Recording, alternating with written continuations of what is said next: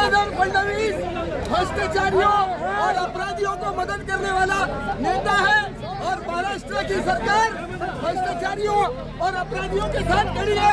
हम इसका निषेध करते हैं, हम इसका निषेध करते हैं और पुलिस गलत तरीके से इस प्रोटेस्ट को रोक रही है। हम इसका भी निषेध आहे। अभी काय कोणाला गांधीवादी आंदोलन आहे हे तुम्ही आम्हाला थांबवू शकत नाही। अभी काय चुकीचं काम केलं, रस्ता रोको केलं, कोणाच्यावर हात तरी तुम्ही आम्हाला थांबवू शकता।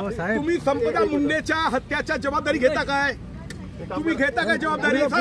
नाही ना, तर मग आमच्या जे आंदोलन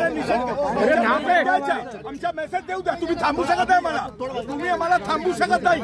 तुम्ही आम्हाला देवेंद्र फडणवीस हाय हाय, देवेंद्र फडणवीस देवेंद्र फडणवीस हाय हाय, देवेंद्र फडणवीस हाय हाय, देवेंद्र फडणवीस हाय हाय, देवेंद्र फडणवीस हाय हाय।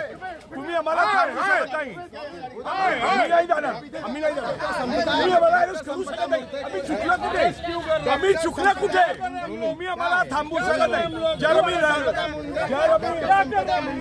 खुशी को लेकर गिरफ्तार पार्टी के पास हम मौजूद हैं और यहाँ देखिए जो कांग्रेसी कार्यकर्ता है वो जो है धरना प्रदर्शन कर रहे हैं और उनकी मांग है कि वो आज राज्य के मुख्यमंत्री के घर का घेराव करने वाले हैं।